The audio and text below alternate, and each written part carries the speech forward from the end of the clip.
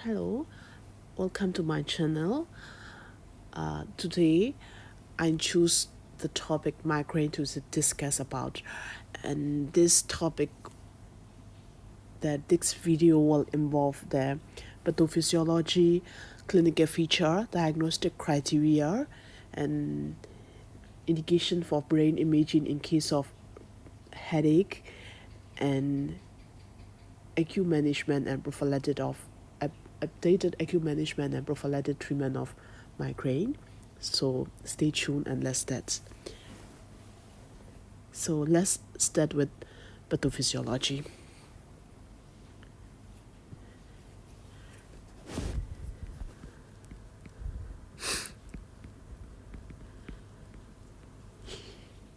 In the pathophysiology of migraine, there are four main theories involved. The first one is cerebral vasodilation, like any other headache do.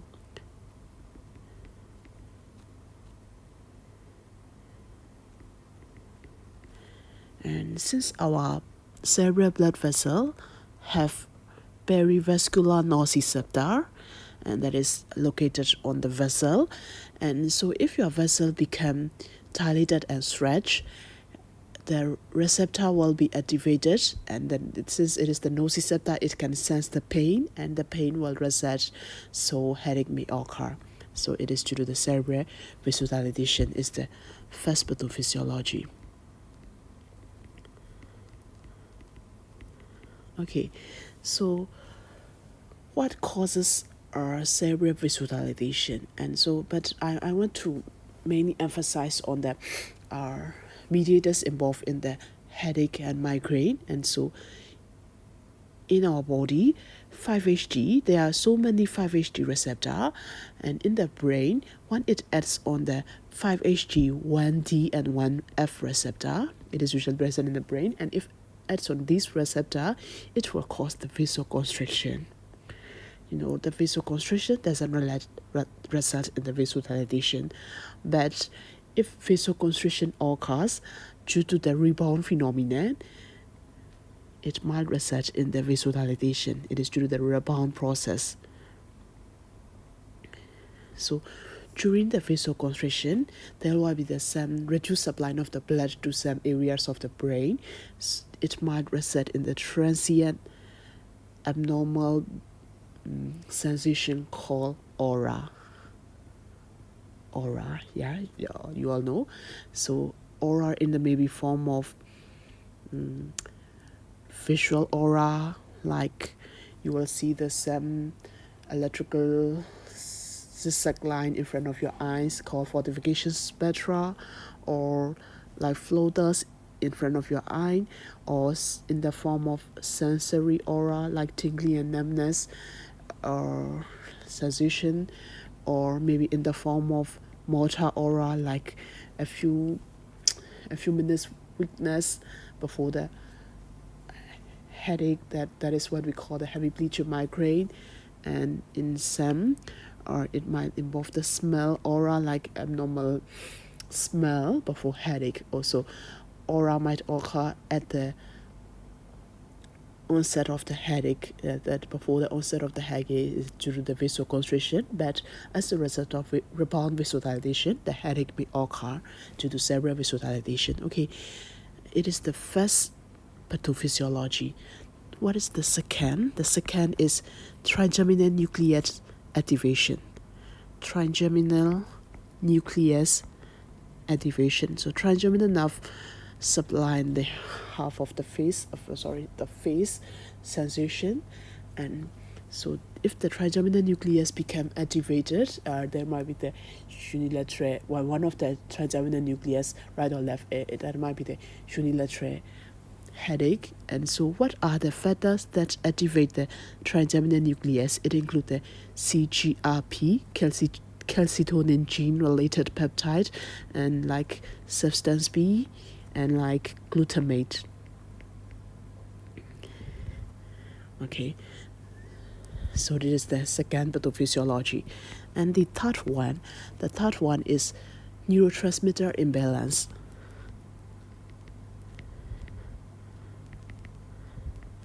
neurotransmitter imbalance and activation of the channel and voltage-gated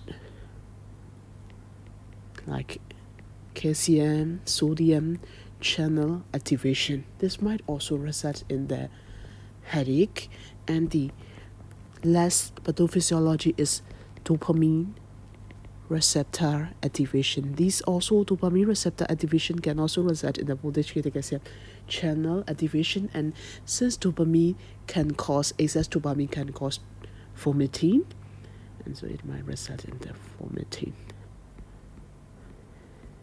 And all these can result in the headache. It's the pathophysiology of headache migraine. So here are the three main symptoms in migraine: aura, headache, vomiting. Okay, and since the trigeminal nucleus activation may occur with the some sunlight exposure, and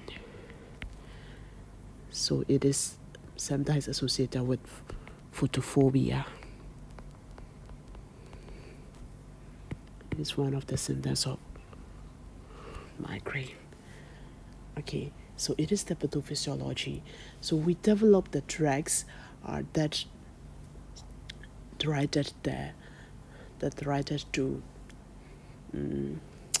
break down the pathophysiologic process. And so what are these? So as an acute management, we start with as an acute management,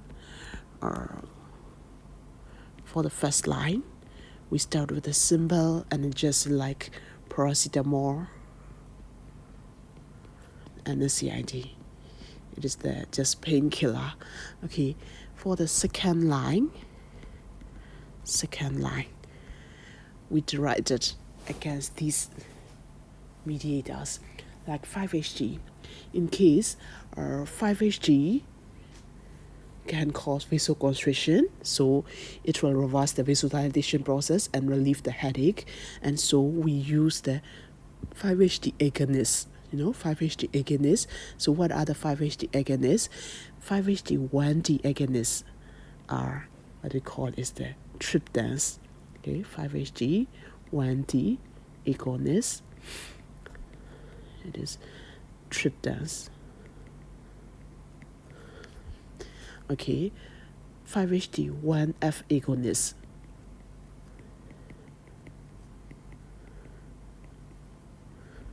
It is titans. Okay, I will describe the name later, the full name later. And another thing is the 5-HT partial agonists and antagonists. But here we wish for the agonist action.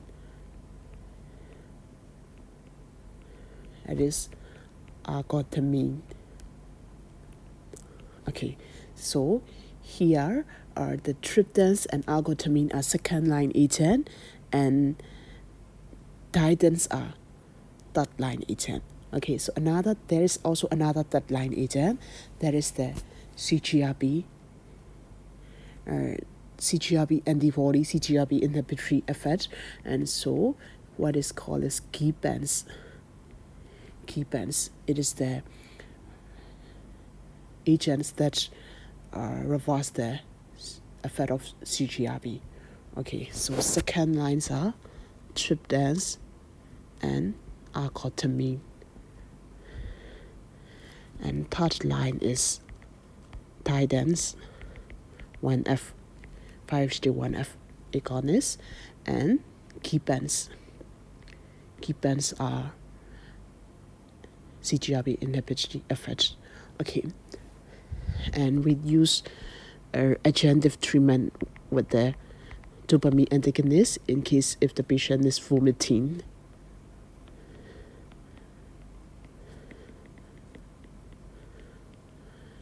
Okay, it is the acute treatment. So prophylactic treatment.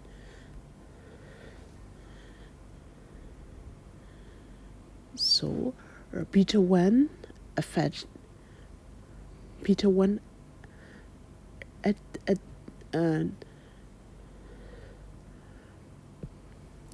adding of the noradrenaline on the beta 1 receptor will result in the vasodilation of the cerebral vessel, and so we use the beta 1 receptor antagonist to prevent the further attack,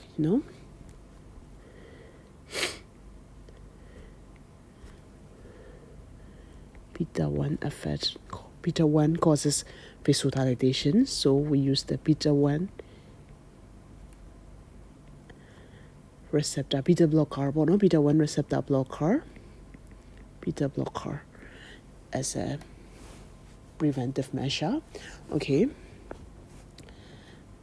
The beta 1 is not only in the heart but also in the brain. Okay, another thing is that keep CGRP monoclonal antibody. So CGRP inhibitory targets are also used in the acute management and preventive management. Monoclonal antibody are used in the preventive management. I will describe about it later. And another thing is the neurotransmitter imbalance.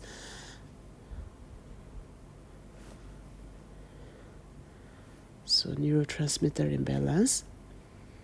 So we aim to reduce the glutamate level and dopamine level and voltage gated calcium channel inhibition. So these drugs are usually anti-epileptic like sodium valproate, topiramate,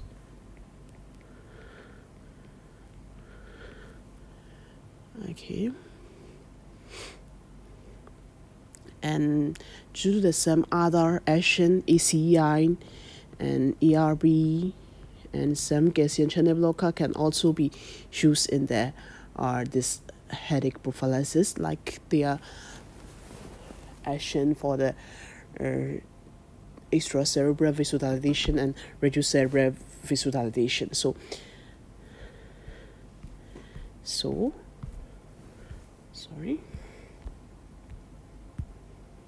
So for the prophylaxis, first line as beta blocker and topiramate, that these are less preferred. Topiramate, CCB, ACI less preferred. And dopamine, we use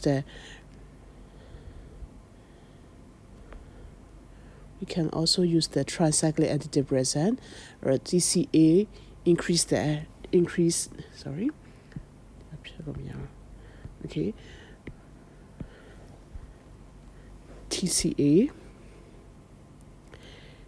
TCA rises the level of 5-HT. It inhibits the 5-HT reuptake, so it causes the increased level of 5-HT. So TCA can be used in the prophylaxis also. And so tricyclic antidepressant. As a second line, we use sodium valproate and tricyclic antidepressant like amitriptyline as the second line agent. And the third line is the CGRP monoclonal antibody.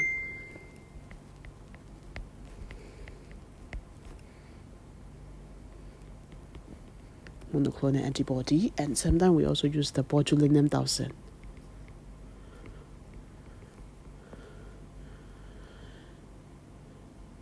Botulinum toxin can be used to prevent the trigeminal nucleus activation, and so it is one of the options here. So these are the acute management prophylaxis treatment of the migraine. And here is the pathophysiology for further clinical features and mechanism of action of some drugs. Okay, so there are some criteria, ICH3 criteria for the primary headache disorder, and migraine without aura is diagnosed by using the headache at least 5 attacks that fulfill the criteria 2 to 5. So these 2 to 5 are main. Headache, the duration of migraine is usually 24 to 72 hours. It is less than 3 days. If it extends beyond the 3 days, it is sometimes called the status migrainosus. Like in the status epilepticus, it is called a prolonged seizure, and in case migraine, it is called status migrainosus. Okay, so the headache is usually unilateral, pulsatile, moderate to severe pain. It is not as severe as cluster headache. Cluster headache is very debilitating. In this case, it is worse than tension headache, but not very severe, and aggravated by walking, climbing stairs, and also by light like that, and nausea, vomiting, photophobia, phonophobia. We have and these 5 attacks that fulfill the criteria 2 by 5, it is called a prime migraine without aura. In case of with aura, at least 2 attacks that fulfill the criteria 2 and 3. So 2 and 3 are about the aura. Aura may be in the form of these, or 2 like over 5 minutes, or 2 or more aura in succession, or 5 to 60 seconds, or unilateral positive, well, something like that. And it is the migraine with aura. Chronic migraine is called when it occurs on more than 15 days per month for more than 3 months. Okay, so we usually do not do any brain scan for migraine, and we usually perform the just simple blood tests like inflammatory markers, blood for complete picture to rule out the same inflammatory cause of the headache. But if there is reflux signs, we need to proceed to the brain scan. So what are the reflux signs? So if it is according to the patient history, if there is thunderclap headache, atypical aura, head trauma, preceding history of head trauma, headache become more progressive, aggravated by posture or maneuver that rises the ICP, and the activity associated with the raised ICP, and if there is associated weight loss or change in personality, and headache over 50 years. Even if the symptom is very straightforward, we have to scan if the age is over 50 years, and if there is associated fever, neck stiffness, which points out for meningitis, and if there is focal neurological symptoms, weight loss, and impaired consciousness and personality. So these are the indication for brain scan and reflux associated with secondary headache. Okay, so these are the acute migraine treatment. And first line, as I said before, NSAID and paracetamol and anti-amygdalus if needed. And triptans, so triptans are sumatriptan, zolmitriptan, elmo, ali, frovar, nara, rizatriptan. Okay, and third line medication include the key pens and titans. And so key pens are CGRP against CGRP, directed against CGRP, and titans against the titans are 5-HT1F agonist. And so ubrokipan, rimikipan, and titans lasmiditan. Okay, and these are the preventive migraine treatment, and those are also prescribed, and the contraindication also are written. But I won't focus on the dose. Okay, first line a beta blocker, ARB, and topiramate, and second line include tricyclic antidepressant and anticonvulsant. And calcium antagonist is less frequently used, and third line medication includes the botulinum toxin and CGRP monoclonal antibody.